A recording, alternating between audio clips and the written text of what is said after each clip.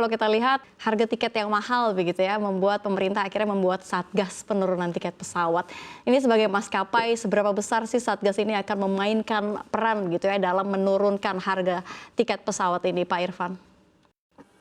Ya, yang pertama kami tentu saja menyambut gembira ya inisiatif menurunkan harga tiket. Namun demikian kami di dalam prosesnya mengajak seluruh pemangku kepentingan begitu bicara soal penurunan harga, kita mesti sama-sama sepakat dan memahami mengenai struktur biaya daripada penerbangan. Gitu. Jadi ini yang kami sampaikan kepada seluruh pihak, marilah kita sama-sama lihat struktur biayanya dan marilah kita sama-sama memastikan mana yang pantas ya untuk dibebankan ke penumpang, mana yang mungkin perlu dikurangi dan mana yang perlu dihapuskan. Gitu loh. Jadi memang ada beberapa hal yang kita diskusikan. Kami sangat transparan soal ini. Kami menyampaikan beberapa hal dan memang tak dapat dipungkiri. Misalnya contohnya seperti ini, harga tiket di dalamnya itu ada beberapa komponen ya, yang sangat terpengaruh dengan kondisi yang tidak bisa diputuskan atau dipengaruhi oleh maskapai seperti peningkatan harga aftur, kemudian perubahan nilai tukar yang diketahui memang banyak komponen kita masih dalam bentuk mata uang asing, biaya-biaya operasional, dan salah satunya yang banyak nggak tahu bahwa karena membeli tiket itu ada biaya yang di dalamnya adalah dikenal dengan PJP2U, jadi pelayanan jasa penumpang pesawat udara. Ini kalau dulu istilahnya airport tax ya. Zaman dulu kalau kita terbang, kita beli tiket, terus pada waktu kita check-in, kita bayar airport tax. Nah itu dimasukkan ke dalam harga tiket, dan bila itu dinaikkan, yang disalahkan pasti maskapai. Padahal itu kita cuma lewat aja gitu kan, numpang lewat aja gitu kan. Dan tentu saja biaya-biaya lainnya seperti PPN, pajak-pajak, dan lain sebagainya.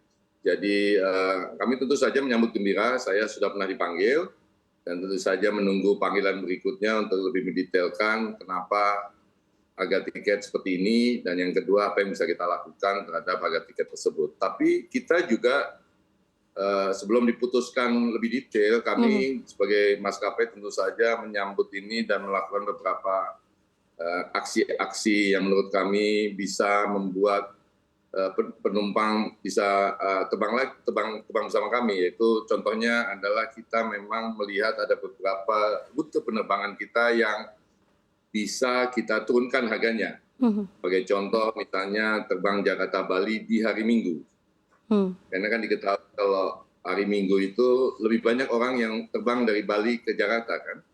Sementara yang dari Jakarta ke Bali itu relatif kosong, jadi kita mulai beberapa minggu yang lalu memperkenalkan terbanglah ke Bali di hari Minggu karena kita menyediakan cukup banyak tempat duduk dengan harga diskon ya, mendekati 30%, dan kembalinya di hari Kamis. Jadi itu tentu saja kita terus lakukan, kami masih menunggu inisiatif atau keputusan Satgas apa yang bisa dilakukan bersama.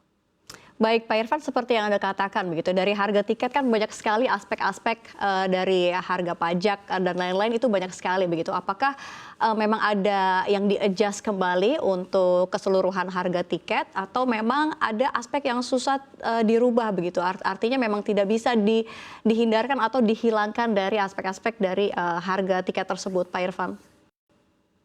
Sampai hari ini belum ada keputusan apapun. Memang banyak rekomendasi misalnya menghilangkan pajak gitu kan ya, kemudian menawarkan supaya penyedia aftur itu nggak dimonopoli oleh Pertamina saja misalnya, dan lain-lainnya. Kami tentu saja mengusulkan juga beberapa hal yang menurut kami mungkin perlu dikurangi atau lebih transparan, seperti misalnya airport tax tadi gitu kan ya. Garuda ini terbang di Terminal 3. Itu airport tax-nya 168.000. Sementara maskapai yang lain itu terbang di Terminal 2 dan 1 itu 120.000. Ada perbedaan hampir 48-50.000. Ya kan, kalau kita disamakan aja udah pasti kita bisa turun langsung 50.000. Atau Halim misalnya sebagai contoh itu 70.000. Jadi kalau mau tiketnya Garuda murah, mungkin kita nanti terbang dari Halim semuanya gitu kan. Nah, itu ada penurunan 90.000 gitu misalnya. Jadi hal seperti itu tentu kita mesti sama-sama sepakat. Kenapa 158.000? Kenapa 120.000 gitu kan? Kalau itu dianggap sebagai bagian daripada operasional atau investasi, tanyanya adalah kenapa dibebankan seluruhnya ke penumpang, ya kan? Dan lain sebagainya. Jadi ada juga yang mengusulkan untuk kemudian biaya-biaya masuk komponen itu bisa dihilangkan. Nah, problemnya ini adalah melibatkan banyak pihak, dan apakah masing-masing pihak itu bersedia menurunkan harganya atau tidak, ya itu adalah nanti bagian dari kesimpulan dari Satgas ini.